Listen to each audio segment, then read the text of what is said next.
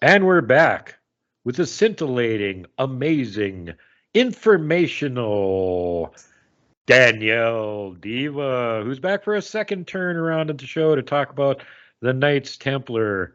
So, everybody, welcome back to the show, the Canadian Transylvanian Wunderkind. Danielle Diva, welcome back to the show, dear. Thank you very much. It's an honor to be here. I'm again happy to be here for a second time.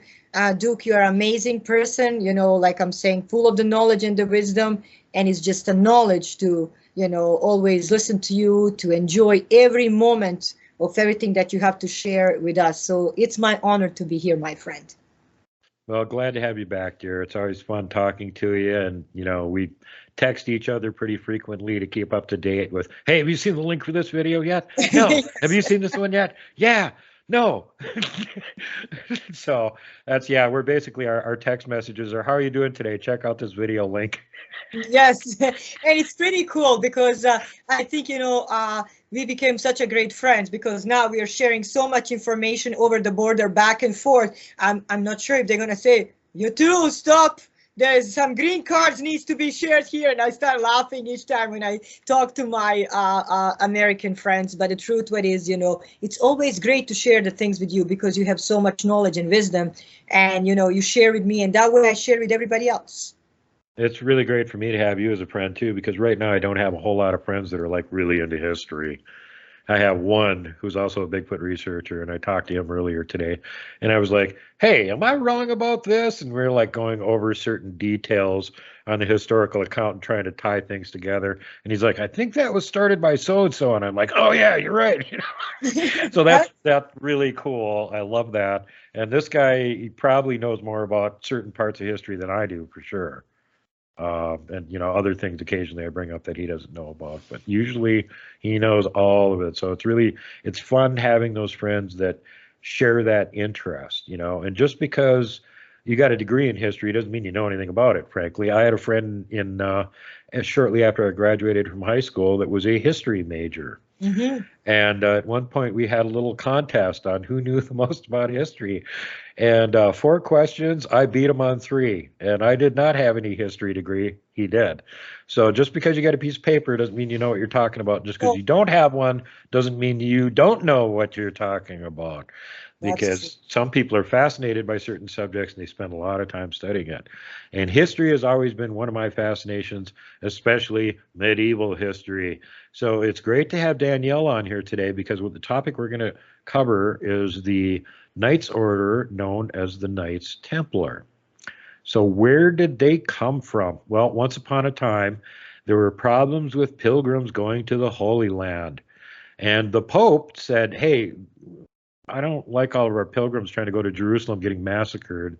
And I'm going to call for some general military aid to open the way to Jerusalem and make sure it's safe. And who wants to respond to this? Well, of course, the French were all in immediately because they saw the opportunity for grabbing land. And, also you had the involvement of some of the British knights and some of the other littler countries around there rallied to the aid. The Germans said, hey, we got a problem with infidels right here in Europe. We'll form a knightly order and mop this up. Teutonic Knights, bad guys. Okay, so the rest of them went down to the Holy Land. And after the call in 1096, it only took them 3 years, 1099, to build the supply lines and fight their way down to the Holy Land and free Jerusalem, at which point there became the Kingdom of Jerusalem, which sort of was being run by the French for the most part, but they had their own little king down there that was running all the land that they had conquered. And after the First Crusade, they went, well, we've conquered all the land, it's safe, the roads are open. How do we keep them open? We need somebody to oversee keeping the roads open and keeping Jerusalem safe so the pilgrims can keep coming down here. And so with the amazing amount of forethought that usually is reserved for modern day armies and military thinking, they withdrew their entire army except for 300 knights. And at this time, there was no Knights Templar, although Hugh de Payens and a couple other people that were involved at the time petitioned the King of Jerusalem and went, hey, maybe we need a group here that like kind of protects the road and stuff. We're pretty short on knights. Can you give us a designation as an order so here we can like recruit people and stuff? And the king of Yes. Jerusalem went, that's a pretty good idea. I didn't think I want to lose my kingdom here and get my butt kicked. All right, yeah, we'll do that. And so they established the Knights Templar, which, if I remember right, at the beginning was like 9 people. So Yes. again, yeah, they've got the people to protect this gigantic, how many hundreds of miles of road? God Just, knows. God knows. just from Byzantium down to Jerusalem. And you're not counting what's in Europe. Okay, maybe you guys can do that in Europe, but no, that Yes. was part of their job too. They were the knightly order. Yes. So they in order to be this knightly order, here's the weird thing about it. Now, this is kind of like Shaolin monks in the West, because Yes. these guys literally were monks. They had taken monastic vows, Yes. celibacy, the whole thing. But in order to be part of the Knight Templar, you had to also be a knight. You couldn't join as a monk and they could make you a knight. No. You had to already be a knight Yes. in order to join. So you had to already be a ridiculous fighting machine who believed in the cause so much that you wanted to take vows of celibacy and become a monk and be They a had holy knight. yeah, they had a 68 rules, of course, just to join the Knights Templars. And some of those are very, like, I'm not going to go through all 68 rules, but I'm going to just say the 3 major ones. Of course, that would be that celibacy, and they'll be married to the church. Second one would be obedience and all the basically rules by the order that must be followed 24/0. And for another one is like quiet during the mealtime. And the fourth time is always cross and the God comes first and your family and rest comes second. And they have 68 rules that they had to follow. And of course, like you said, some of the best knights were actually part of the Knights Templars at that time. So many of them were young men that they choose not to have families, not to have children and the wives, but actually go in the name of the Lord and the Christ and basically what they believed and defend the pilgrim and Jerusalem, from against, at that time, they called them infidels. And, the Knights Templars were married in a church and they would be married for the church and each and one of them would get a ring, like a marriage ring. And in 1129, they did get support from the Catholic Church and even from a big abbot, French abbot, and he was Bernard de Clavier. And he was advisor to Pope, not just once, but 5 times. He also, you're going to laugh now, but they also call him honey tongue sweet speaker. The reason why he would have all these sweet poems about God and whatever, but he was also a big fighter and he would know how to rise the entire militaries to go and fight. And that's why he was basically not once, but a 5-time advisor to the Pope. So you are right when you're actually describing the Knights Templars. They were honor, respectful, strong, brave, and I can say beautiful people presenting the knighthood at that time. Now, just being a knight in and of itself was a ridiculously difficult job. Oh, yeah. And to do that, plus have all these other strictures placed on you as a member of a holy order, was just like almost insurmountable. So this is like the special forces of the Middle Ages. They got the best of the best. And to give you some more examples, Templar training. In order to become a Knight Templar, you had to be educated. You had to be from a noble family. As a matter of fact, most of them were fluent in multiple languages. You had to already be a knight. You couldn't join and be knighted. You had to already be a knight. And anybody that knows about some of the skills involved in being a knight, they're ridiculous and strenuous. Yes. One example is, when you got your full plate armor on, that's weighing like how many, 40 to 60 pounds, you're expected to be able to vault into the saddle. That is, run up, put your hands on the horse's rump, and leap into the saddle with that full armor on. That's one of the tests you had to pass. And there were several of them that were equally as ridiculous. So in addition to this, you, of course, had to be skilled in horse combat and foot combat. And they, unlike every other military force of the time up until present, they had Phi-Ed training. That was part of the training as a Knights Templar. Not only were you already an awesome fighting machine, you were expected to go out and do all this Phi-Ed training, just like you were at boot camp in a modern day military, X amount of Yes. running per day, X amount of times spent fighting per day. So it was ridiculous. And then they were also trained in strategy and tactics for battlefield. So every Yes. single guy in the military was good enough to be a general if he Yes. needed to be. Yes, they were brave men. And another thing, that many people don't know, Duke, is actually they didn't live inside of their own homes. They live inside of the basically like a base camps. Yeah. That's where they live all together. Well, And their idea of a monastery was like a fortified castle. yes, exactly. And that was another thing. They had all taken vows of poverty. So even though these guys all started out as rich, noble kids Mhm. that had somehow been tough enough to become knights and learn all these skills, and they could speak all these languages and everything, they had money. But in order to join the Knights Templar, they had to give up all of that. Yes. Suddenly, you're Yes. poor and you own nothing. Everything the Knights Templar had was collectively owned. Yes. None of them had that money. It was all owned collectively by all of them. So that's how they got around being, well, we took vows of poverty. Yeah, but your order's filthy rich. Yeah, but I don't own that. The Yeah. order owns it, right? So people would contribute to them because right at the beginning, as we started out with, there's only 9 guys that are trying to patrol all this area and Yes. keep it safe. And everybody kind of felt sorry for them and went, well, we should help fund them from the get-go here. And then it sort of picked up steam and they started getting bequeathed a lot of land and whatnot.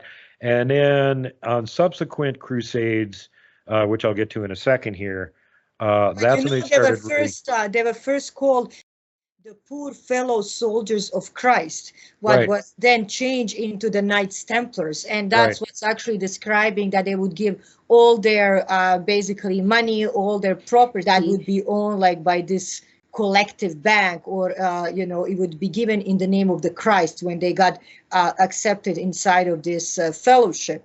Yeah. And being 8 or 9 of them, it was quite strange that after that it became such a large group that was protecting, pilgrims and Christians for part of it years. was, I think, the just the attractiveness of being one of the elite, the best fighters on the continent, the preeminent force to protect God's holdings and all that kind of stuff. That was very attractive because they were very religious people at the time. Yes. So then there was the other, well, I can, even though I have to give up all my goodies, I can still grab some land while I'm over there in the Middle East and take that over. So, the usual, yeah, it's the French thing. And, so that was going on too. There's that adventurism and let's grab what we can while we're there sort of thing. But to get back, before we finish this off on how the Templars had everything organized as far as their combat goes, one of the other important things is total conviction to the cause and religion. These guys weren't mercenaries. They 100% believed in the cause. They were zealots, religious zealots, especially early days. Those are the guys that they really wanted in there. And as far as their prowess was concerned, typical Knight Templar was expected to be able to take on 3 opponents at the same time. Yes. You're supposed to be able to easily do that. Maybe 5, but you got to be able to take on 3. So these guys are just ridiculous fighters. And then they had divided them into 3 different groups. First of all, they had the actual Knights Templar, which were all the trained knights, and they would wear a white livery with the red cross on it, of course, a little bit later in the history when that was all established. And then most of each of them would have like 2 or 3 sergeants with them. Yes. Sergeants were not members of the Knights Templar. They were hired mercenary knights that were so super badass, the Templars actually wanted them on the battlefield with them. And those guys would help the main knights, and they would wear brown or black livery so you could tell them apart. And then the third group only got in 1139. Non-combatant chaplains joined the knights and sergeants as the 3rd division of the Knights Templar. So, in addition to everything else, these guys had to be ridiculously religious. There was no consorting with women, no gambling, drinking, and whoring. You had to be nice and quiet when food is being served. Imagine. Yeah, exactly. So it's not only remember when you were in a school, Duke? I'm sure the teachers say you're quiet, and there's just 30 kids in there going like, oh my God, And even let's say you're at a staff meeting, and you have your boss or authority, and everybody's like, oh, there we go.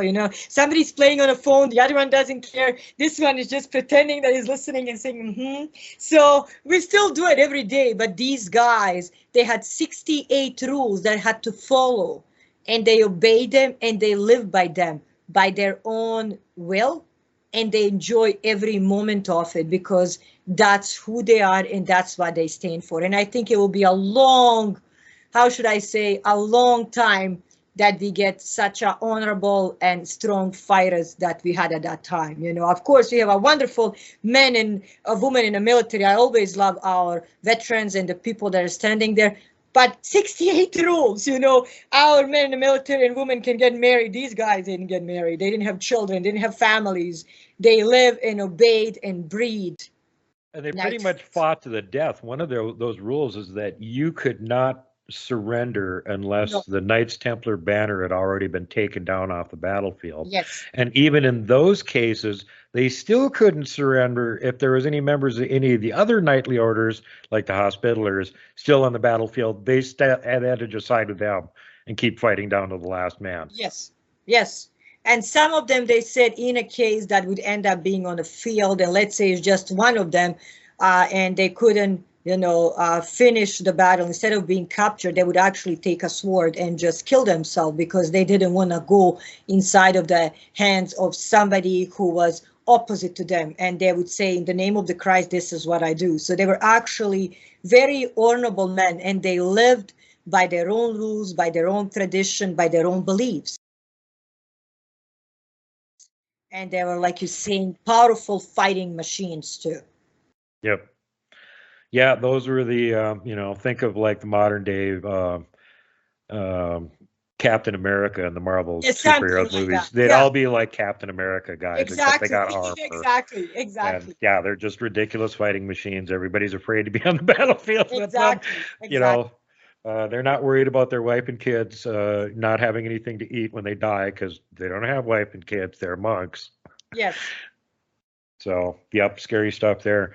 So anyway, getting back to the middle of the Crusades here before we go on toward the exciting end part of the Knights Templars.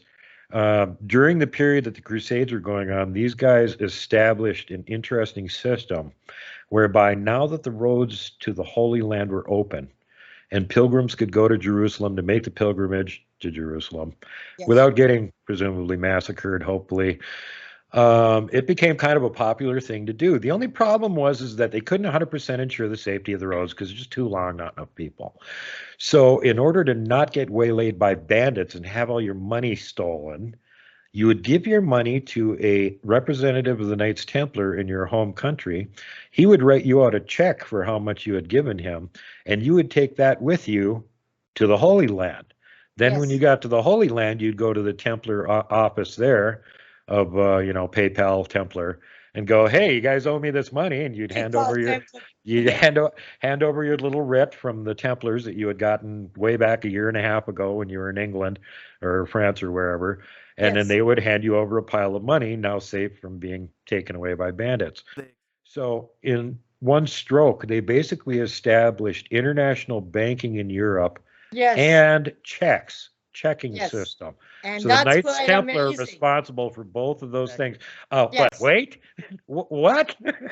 And you know, it's quite amazing. I heard the stories from back home of many people, you know, we have them written, and when they talk how the Knights Templars did have, you know, this basically network of the banks, had a financial influence, and how did they set up, like you're saying, the checks all around the Europe, and the money was going from one place to another. Everything was safe, and nobody was getting robbed from whatever they did.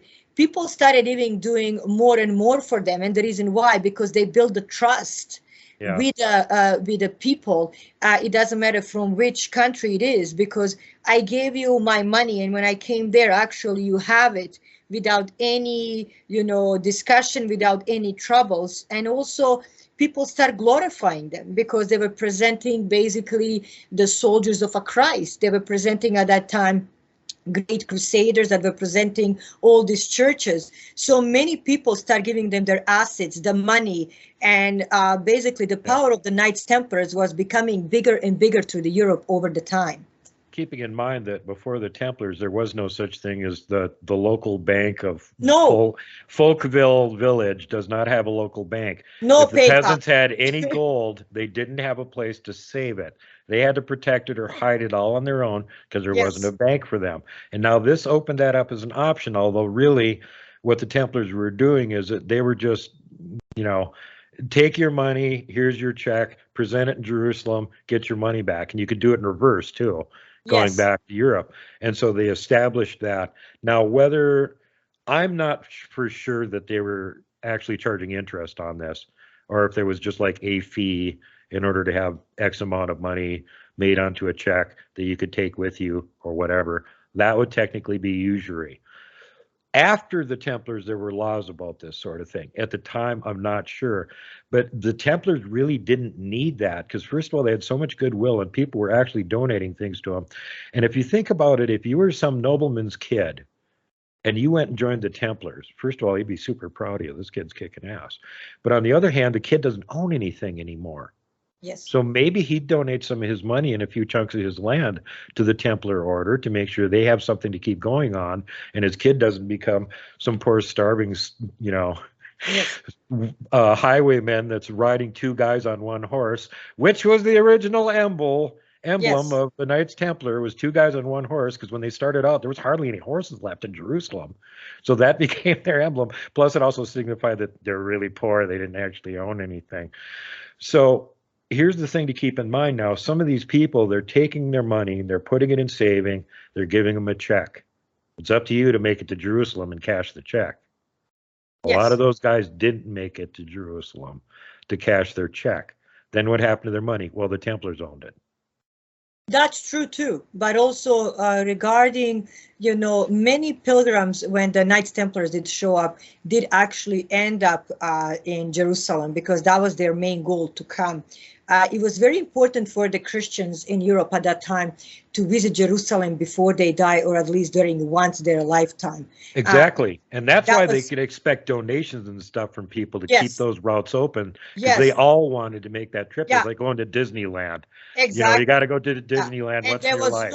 there was no interest or a fee that Knights Templar said, for example, okay, you're giving $1,000, now you're going to give me another 250 when you come because of this money transfer, or like this check that we we're saying at that medieval time, because they didn't need to do that. People were already donating so much to them and Right. enjoying their protection and enjoying that they could enter the Holy Land, pray and make this pilgrim that was very important to them and their beliefs, to be part of the Holy Jerusalem at that time.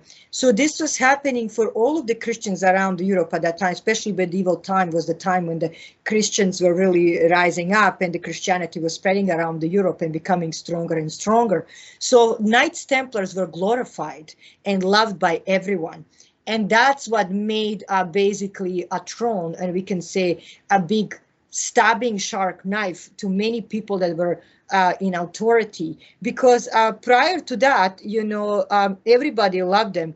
And Pope the Innocents, that's actually, that's how they call him, he even recognized them before all of the slaughtering and massacre would happen. He gave them the entire power. He glorified them and pronounced them to be one of the strongest and most powerful, basically Christian soldiers at that time.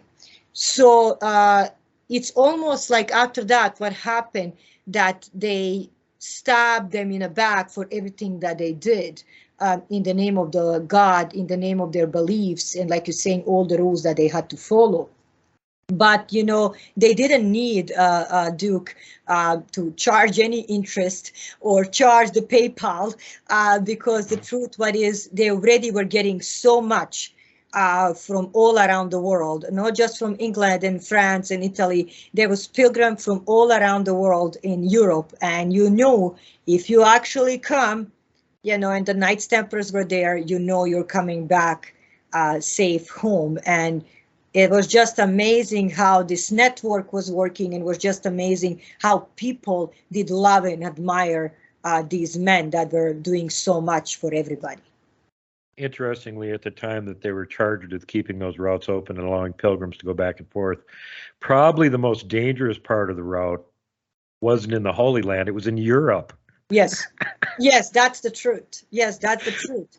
Because there was at that time, you must understand, there was so much bandits that would end up on the roads. Yep. So while you're taking your carriage or your horses or whatever, they'll, um, stop and attack you and take the money, kill you and whatever. But we also must understand, to go on that side, there was also lots of poverty too.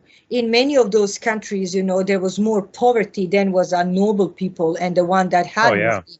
So some people, I'm sure they didn't do it on purpose. They actually did it to survive because of the taxes and everything that was placed upon them. So the truth, what is, it's kind of like a scale.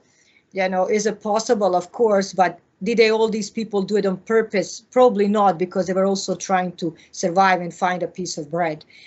But for the Knights Templars, we can also call them, they were heroes, saviors. And, I must say, I admire and respect each and every one of them. That's what I can say. Yeah. Well, keeping in mind this is 1,000 years ago, most of the countries Yes. over that exist now didn't. Some of these No. were teeny little dictatorships with some pocket king that was Yes. complete jerk, and he may have only been the overlord of just a city. Yes. But he's the king. Exactly. And they all, if you're going through my territory, it's my rules of the highway, and not even the highway. Give me all your money. Who'll let you in my kingdom? Throw him in jail. So, Europe that was was, part of the problem. yeah. It was, well, Europe the was Templars totally solved different. two things. You Yeah. can give them the money and get it back when you get there. And when you get to the Holy Land part of it, they'll protect the roads a little bit. But getting the rest of the way there, that's your problem. And the local dictators, that's your problem. And the Europe was totally different, because 90% of those countries, like you said, they didn't exist. Like Italy for a long time didn't exist, because they had a king of, for example, Venezia. They had a king of Napoli. They had a king of Sicily and the Vatican for themselves. Then you had, for example, Germany didn't exist, was Austria-Hungary. So Austrian-Hungary Empire, Czechoslovakia was one, and was Slovakian kingdom for themselves. So Slovenia kingdom for themselves. So there was many different, like you're saying, almost every village had a king, and everybody had their own rules and orders. So that was just look at the Austro-Hungarian Empire was really powerful for a long time. Yes, yes. That's now a whole bunch of little countries. And then you also had like the Ottoman Empire that was still in power even after World War I. They finally collapsed, and their empire of footstools came to an end. Yeah, Ottoman Empire ruled over the Europe, like I said when I was talking about the Vlad, over 500 years. So that's why in many European countries, even up to today, you have some Turkish words. You have some, for example, type of the Turkish cooking. You will find some similar Turkish dressing, even if they're totally a different religion. But because of that impact and sometimes spreading of the Islam through the different, basically, type of the people, Christians, gypsies, pagans, or whatever they are, they actually accepted or kind of mixed to change. So you will find that. And Crusaders were almost like a heroes. If we're talking about the Conan, we can mention that. So they were like a Conan in the Holy Land, saving all of us and protecting us, that we can make this holy pilgrim. And at that time, for all of the Christians, Duke, was very important to be in Jerusalem at least once a time before your death. So that way you can get blessing, you can do the prayer, and the gods, will bless you and forgive you, and you can go to the heaven. It was just the way people believed, and there was nothing wrong with that. And some people still believe that. What's totally okay. I respect that. But that's why the Knights Templars were quite amazing. And because of all of their power, and because of all of their, I should say, fame and, authority, and also financial gain and financial power, that's why they were attacked, and that's why they were destroyed. Right. Well, individually, they're all poor, but together they're super corporations. Exactly. Exactly. That's true. And before we get off the subject of Uncle Vlad, let's bring up the fact that he was perhaps the last crusader. Yes. Over 400 years after the Crusades originally started, there had been several of them.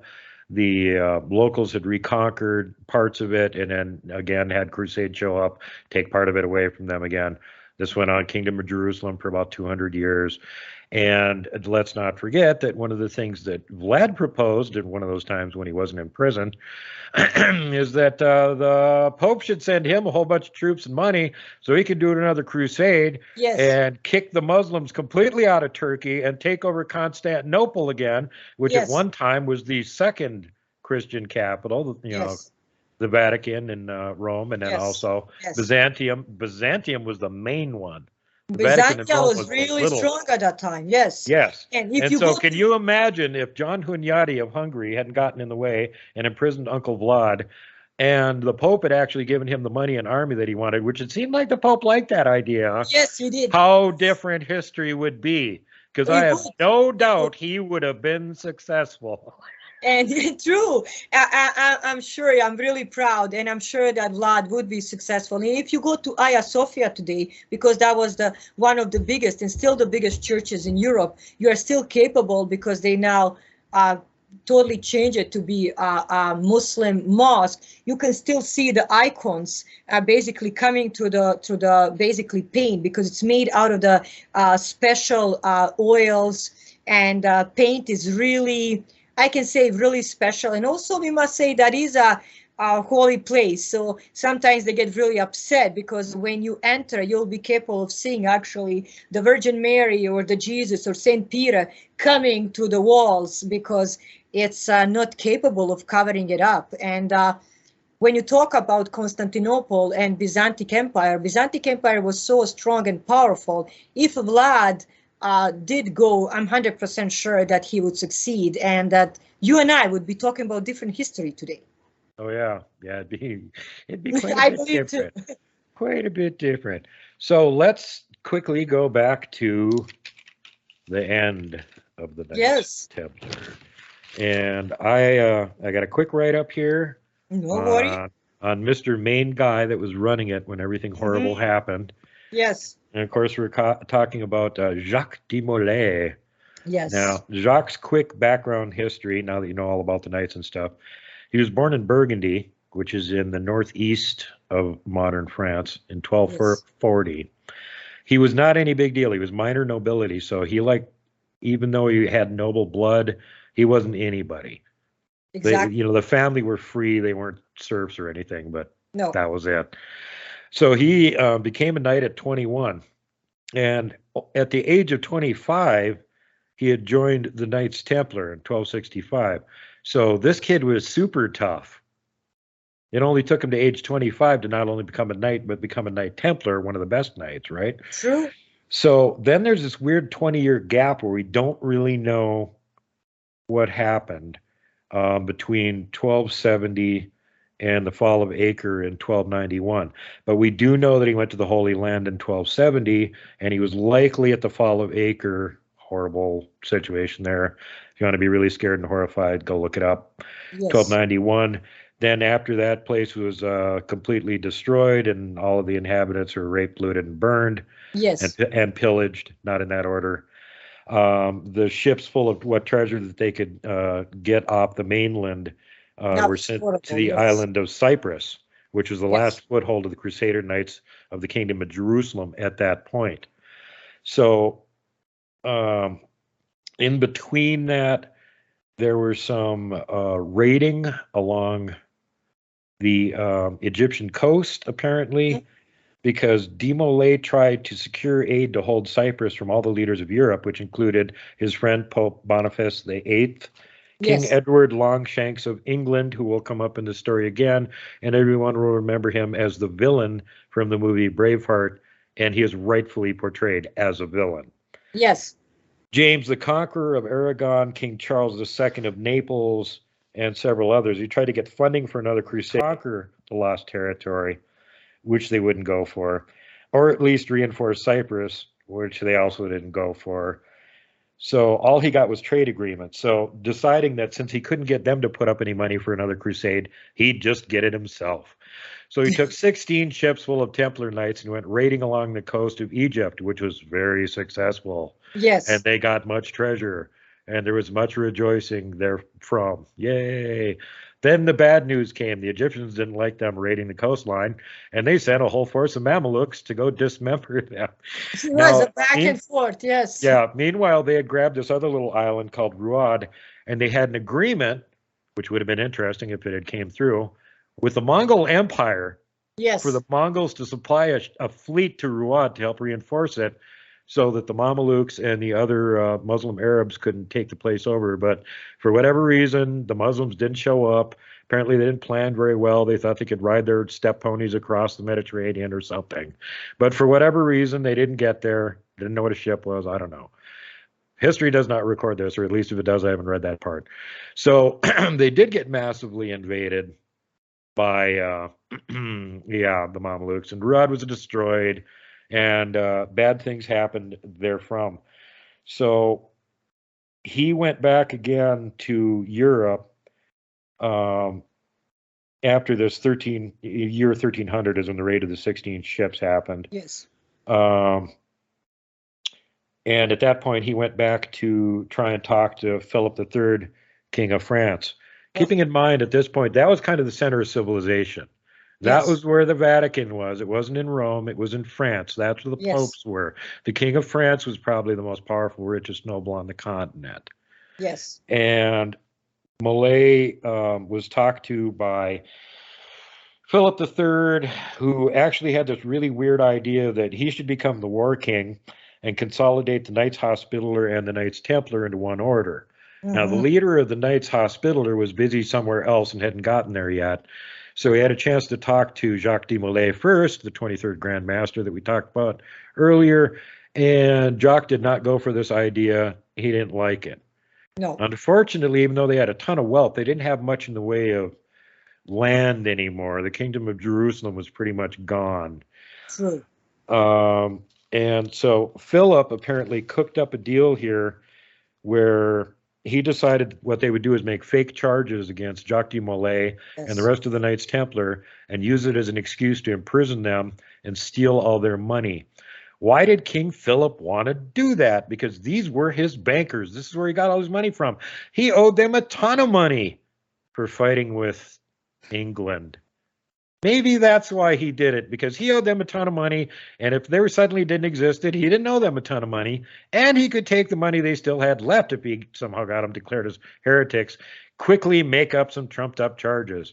So he made up trumped-up charges to get rid of the Knights Templar because he didn't want to pay for his war against Edward Longshanks, Braveheart.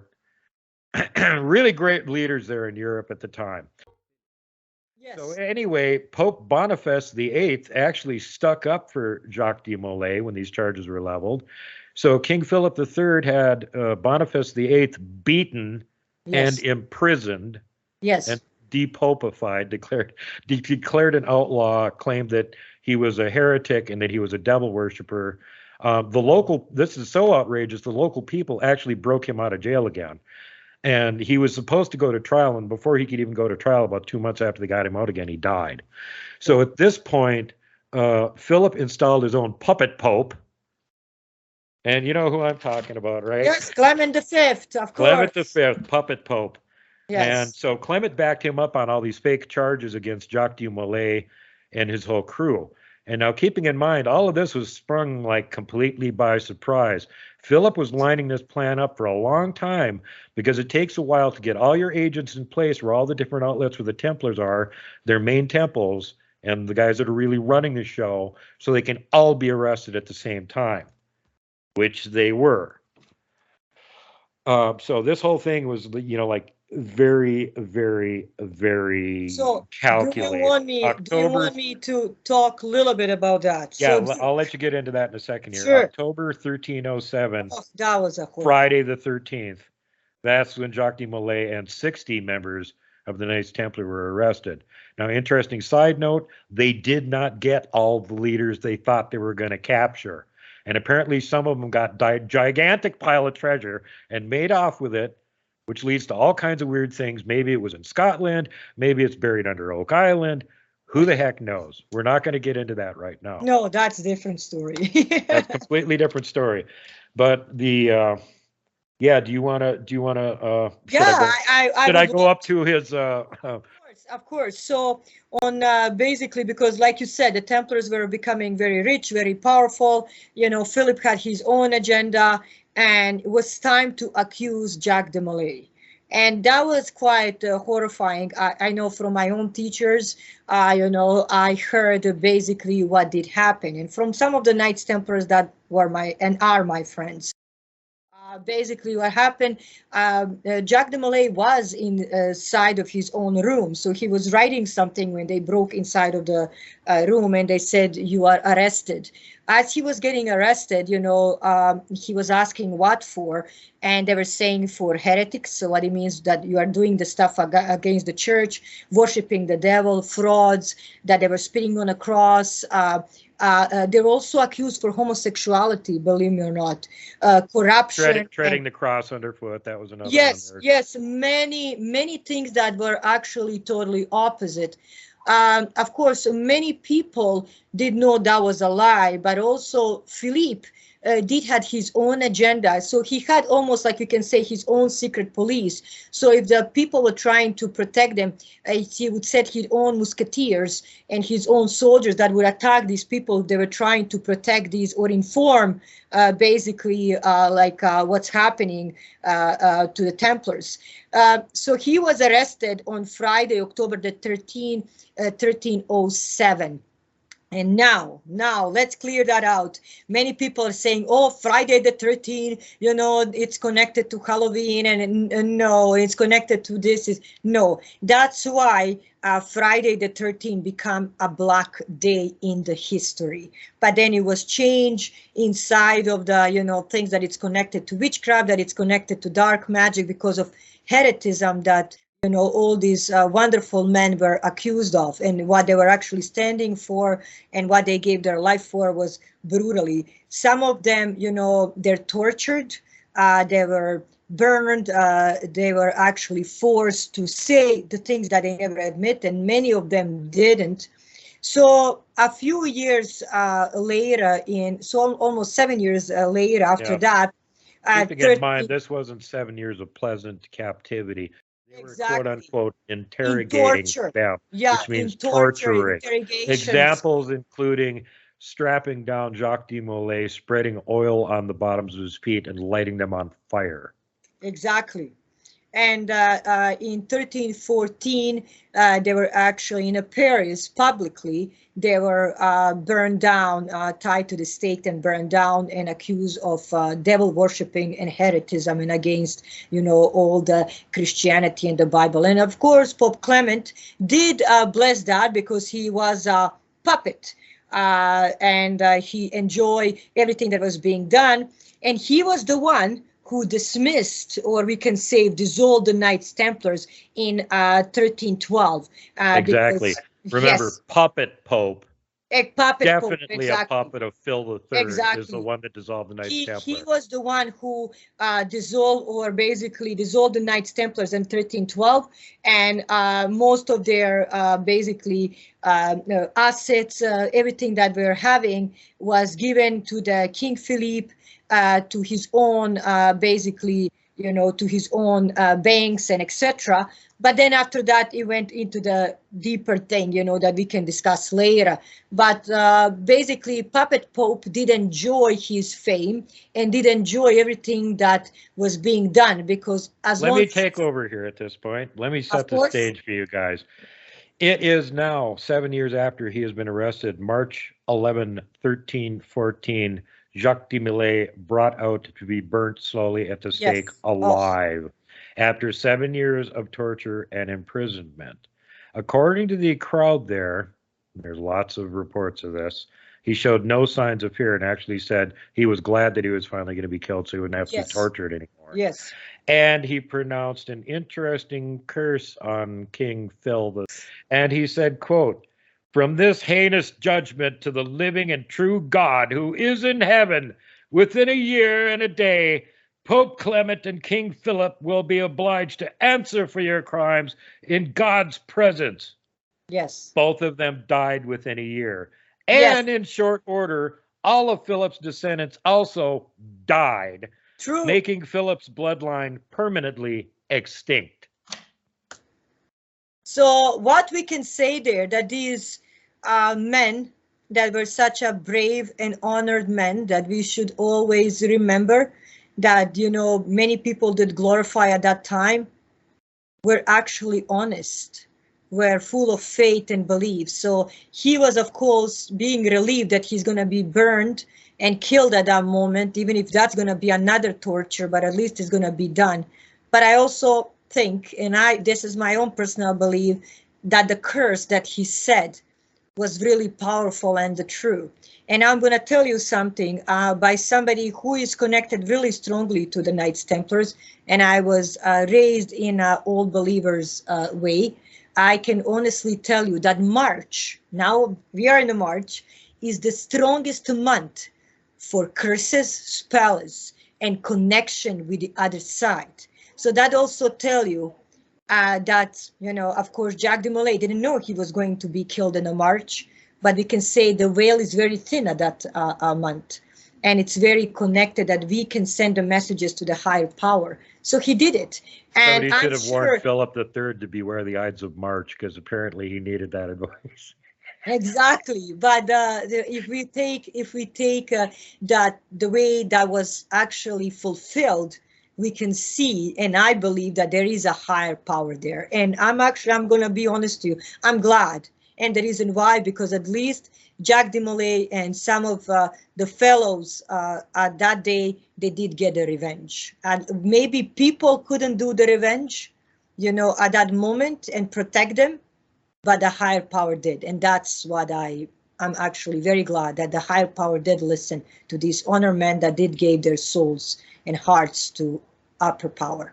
I saw another presentation on this where the guy that was doing the narration basically decided that the circumstances around both of those guys dying within a year and a day after he pronounced that curse, and then everybody in Philip's bloodline dying within like 2 or 3 years, so there was no bloodline anymore. Good. The odds against that are really, really astronomical. So whoever it was that he was praying to apparently was listening to him. That's exactly. I totally agree. So, you know, that everybody dies, that there's no anybody to come and sit on your throne to continue, you know, your bloodline. It's quite interesting. And I want our listeners and our viewers to pay a little bit more attention to this, because it's a quite interesting fact. And it's a solid fact. Think about it, that everybody dies and there's no anymore anybody to sit on your throne and present your bloodline. So like the gentleman before, I totally respect what he said. There is a higher power that he was praying to, and that actually did answer his prayers. Yeah, the other thing to keep in mind, and this frequently gets omitted from the histories on Jacques de Molay and this whole fiasco, is that, you know, they tortured all of these guys for years, even after they got, you know, fake admissions that they were involved in all this stuff by torture. And right, you know, before they burned Jacques de Molay, he recanted. He actually recanted and said, "No, they got this out of me out of torture. None of this ever happened. It's all lies." Exactly. So even his supposed confession, he recanted before he died. And then there's this other thing we were talking about earlier, where it's possible now that the Vatican sort of under the table admitted that all the charges against them were actually false, fraudulent, fake, and that really they had just been framed by King Philip, and he wanted all their money, which, by the way, he didn't get. I love that you mentioned that, and thank you for mentioning that. So the Catholic Church did admit that persecution of the Templars was wrong, and the church claim was that Pope Clement was kind of, you know, pressured, and that, you know, by others and the other groups and whatever. And we all know that he was basically a puppet pope, not a real pope that was elected.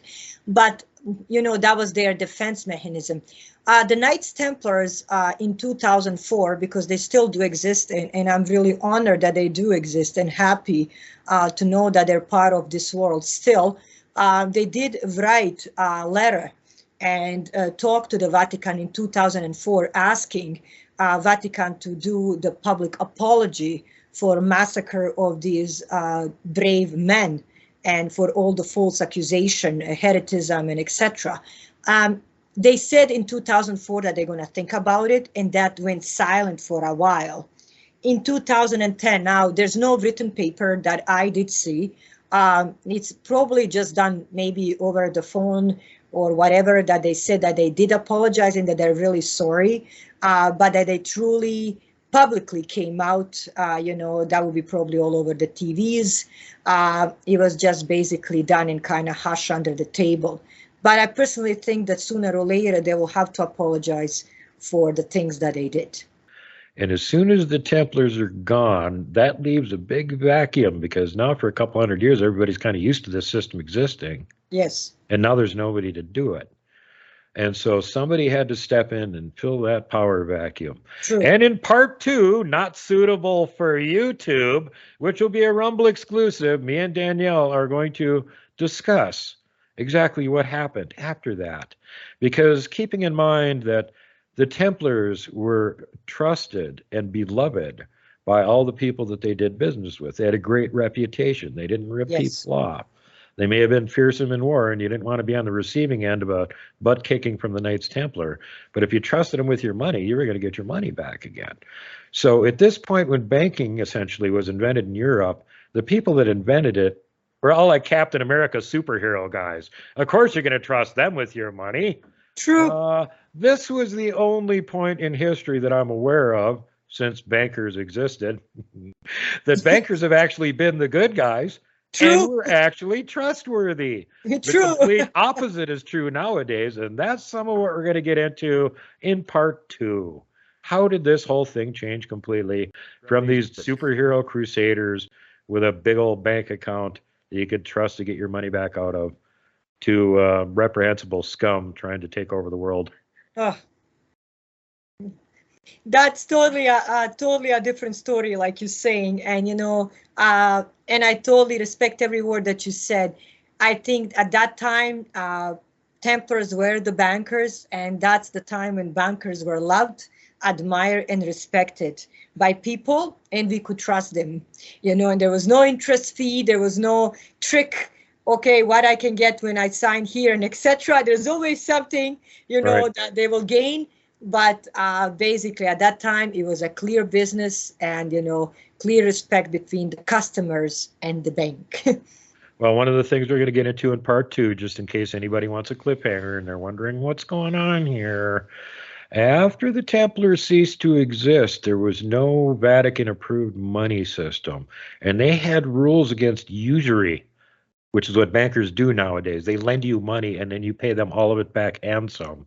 Yes. And the and some part is usury. And that was completely illegal anywhere in Christendom. Christians couldn't do that. They couldn't be bankers. So they had to get bankers that weren't Christians, because then they wouldn't be subject to usury laws. And we'll get into that in part 2.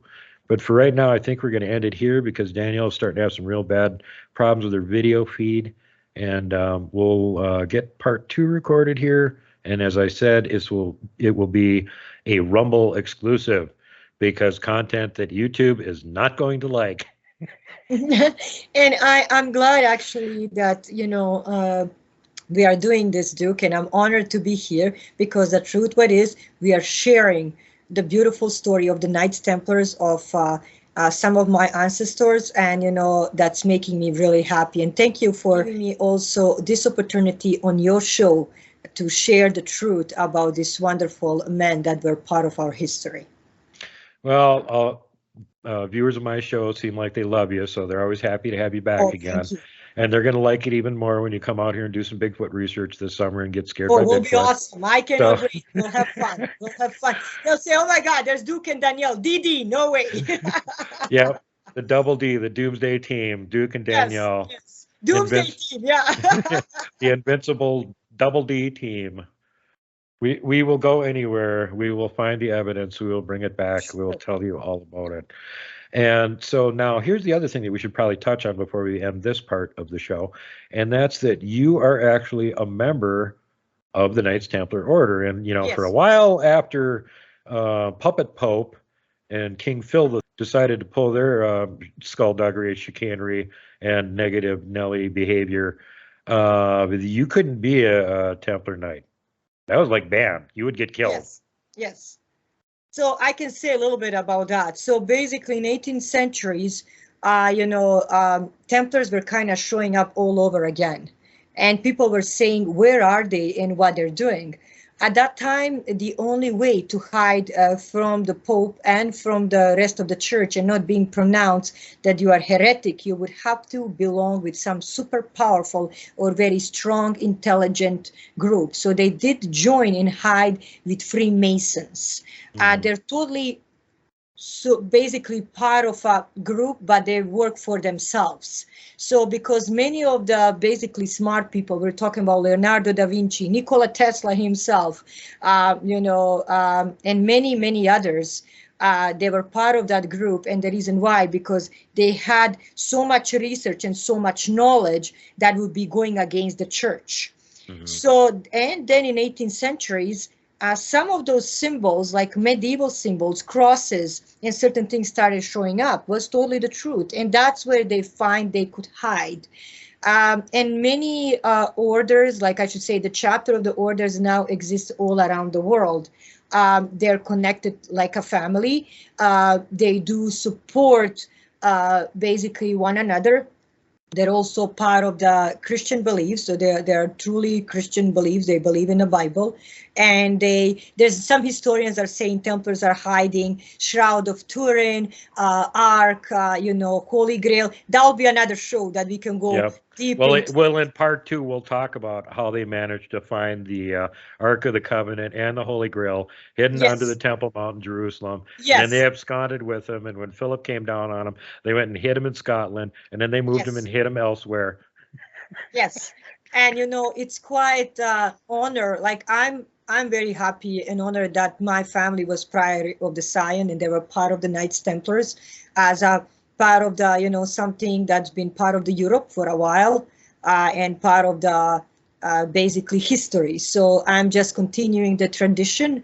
And in the future, I'm going to also teach my son to be, a Knights Templar and continue to be a proud and strong young man presenting, who he is and what he stands for.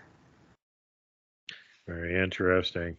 All right, with that, everybody, thanks for joining us. We sure hope that you'll join us for part 2, special Rumble exclusive. Danielle and Duke are going to have a Rumble on Rumble. Oh my God. Where we can say whatever heck we want. YouTube can't do anything about it. The truth will fly in every direction. And we'll have a truth-a-cane. There will be a highway that would be quite awesome. Yes. All right. Thanks everybody for joining the show. Make sure to click that like button, subscribe if you have not already, ding the black bell that says all notifications. And remember that this channel is not monetized. I do not get paid for doing the show other than donations out of the kindness of your heart. So if you feel the show is worth anything, please donate. The link is in the description box beneath the show. And with that, I would like to thank you all for being here. I would like to especially thank my devastating and vivacious guest, Danielle Diva, for being here again. Thank you very much, Duke. Thank you for letting me speak on your platform to take about, a moment to talk about the history, to talk about some important things that are out there and to spread the truth. So thank you very much, because I think your entire show is about truth, mysteries, and wisdom. And that's what I love about you. So thank you very much. Well, thanks, dear. And that's what I love about the work that you do on Spaced Out Radio After Hours, weekends, 3-hour-long show, Saturday and Sunday. Make sure that you show up and check them out. Send your love and enjoy the show, because Danielle does really great research every week. Somebody just picks some random topic for her, and she's like, okay, by next week, I'll know everything on earth about that. And then she pretty much does, and does a great show every week. So make sure you show up, support Danielle, enjoy the show. Again, it's from the Spaced Out Radio family of radio broadcasts, which is, you guys probably know by now, I'm on there twice a week, Tuesday and Thursday, doing the Cryptid Report during hour 3 of Spaced Out Radio with good old Dave Scott, the main man, the leader of the spaceship the the commander and engineer of the Woo train, the captain of the Woo ship, whatever, however you want to portray him, moving us down the road in the Woo direction. There you go. And so once again, thank you all for being here. Thanks, Danielle, for being here. Thank you very much. And everybody, make sure to follow the following rules. Don't hug the Wookiees. Good night, and thank you very much. Make sure that you're kind to everyone. Safety first, last, and always. Pay it forward. Don't be mean to people if you don't have to be. Don't flip off the mountain giant. Don't poke Dogman with a stick. Don't punt the puck, would you? And for God's sake, whatever you do not hug the Wookiee.